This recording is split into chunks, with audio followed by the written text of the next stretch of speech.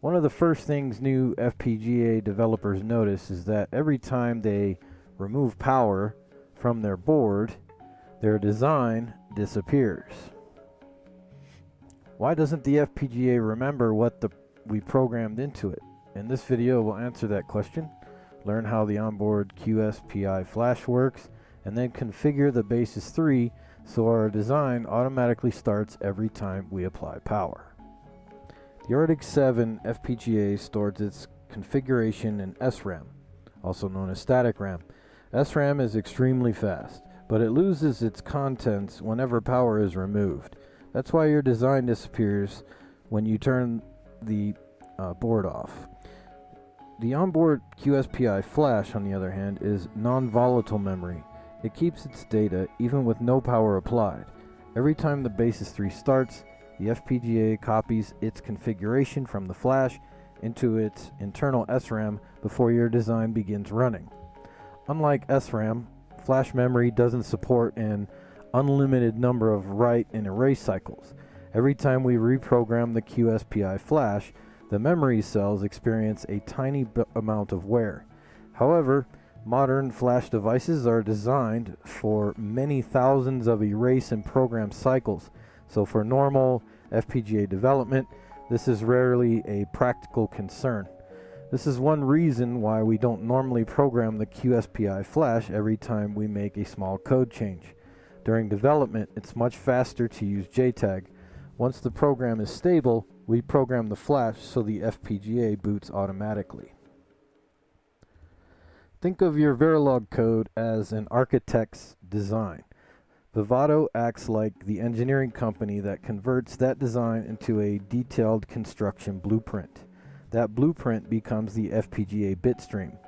For our demonstration in Vivado, we'll package that design into a binary configuration file that can be stored in the onboard flash. The FPGA never reads the Verilog directly, it reads the finished blueprint. Imagine an engineer keeping all of the blueprints inside a file cabinet. The filing cabinet represents the QSPI Flash. Every time power is applied, the FPGA opens the filing cabinet, retrieves the blueprint, copies it into its internal configuration memory, and then begins operating. Once the hardware has been configured, the FPGA no longer needs to read the filing cabinet until the next power cycle. SPI stands for Serial Peripheral Interface, a communication protocol used to transfer data between devices. A traditional SPI connection transfers one data bit per clock cycle. Quad SPI uses 4 data lines, allowing 4 bits to be transferred simultaneously. It's like comparing a 1-lane road to a 4-lane highway. More data moves with every clock cycle, allowing the FPGA to configure much faster. During development, we usually program the FPGA through JTAG. Vivado sends the configuration directly into the FPGA's SRAM, which is quick and convenient, but temporary. Once power is removed, the configuration is lost. Programming the onboard QSPI Flash creates a permanent copy. From then on, every power-up automatically reloads the design without needing Vivado. Let's look at the complete journey from our source code to a running FPGA design. We begin by writing our hardware description in Verilog.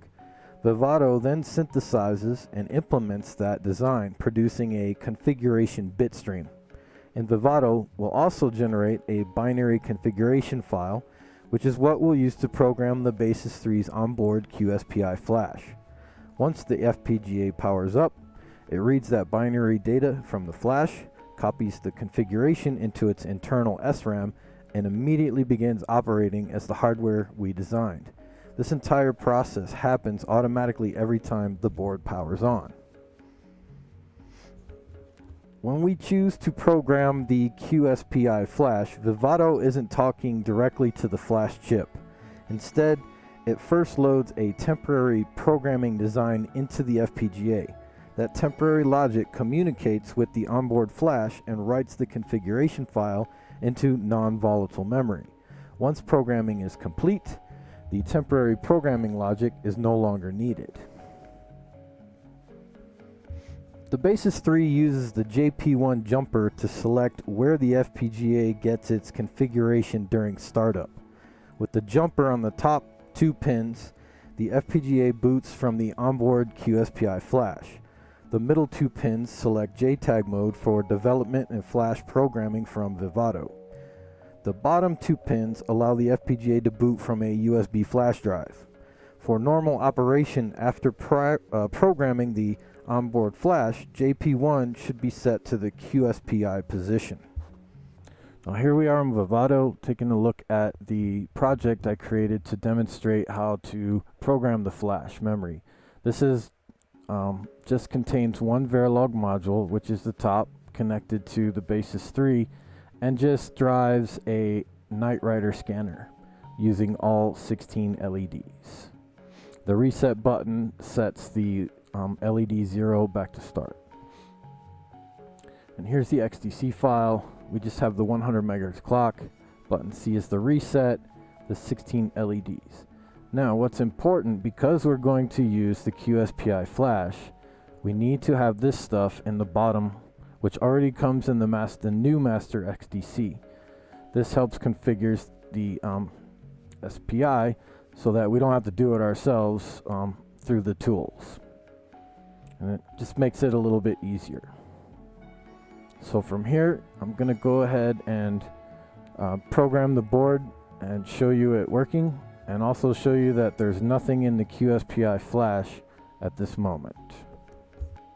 Alright, here's the 16 LED Knight Rider scanner running, and the jumper up here is on JTAG. I just programmed it up.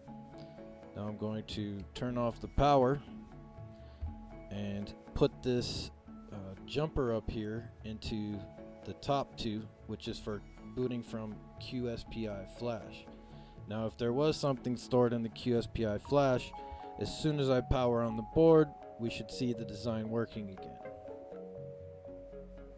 And we have nothing. So the next thing we're going to do is put something in there so that we can power on the board using the QSPI Flash.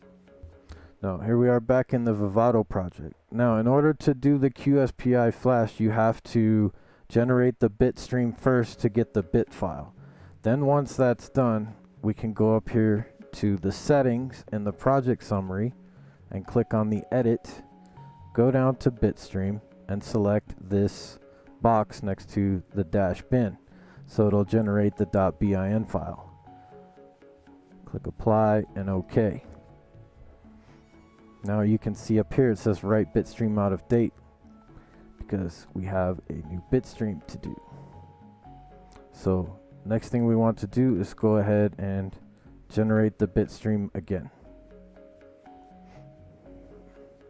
Alright, once that bitstream is generated again, let's open the hardware manager, connect our FPGA, turn it on, open and connect to the target.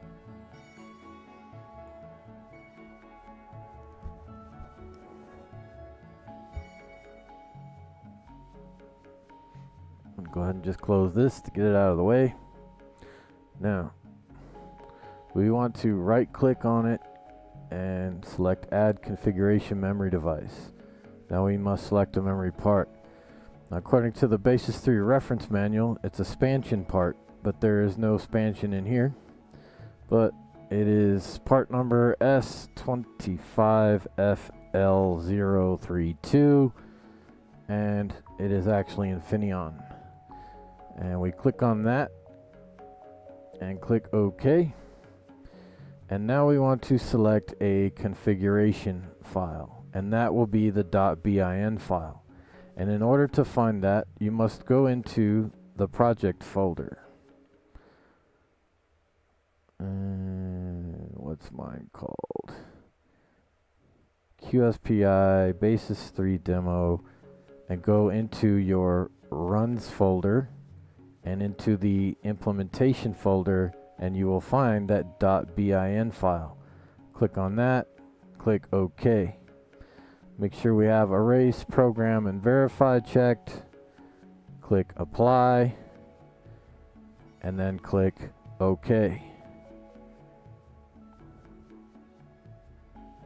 it says there was an error, and that's because the part number in the reference manual is wrong, and it gives you the proper part number, the correct one down here. So I'm going to go ahead and click on this and click on I'm going to remove it and then add another one back, and this time select the correct one, which is Macronix MX25L 032. Oh, is it 032? No. Nope. 3273. There it is. And select that and OK. Now that is the correct part. And we still have the dot bin already selected in here, which is good to go. We can just go ahead and click apply and click OK. And it's programming the configuration memory device.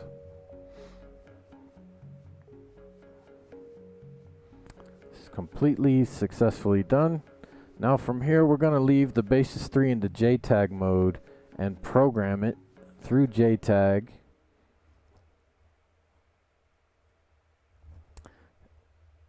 And now it is working, and I'll return to the board. Alright, just program this up from Vivado, so the jumper is in JTAG. Now I'm going to cut the power, move the jumper up to the QSPI mode position at the top, and then once I reapply power, our design boots up from the flash memory. I hope this video helped explain not only how to use the Basys 3's onboard QSPI Flash, but also why it exists and what happens during FPGA startup. If you found it helpful, please consider liking the video and subscribing for more FPGA tutorials, projects, and engineering deep dives. Thanks for watching, and I'll see you in the next project.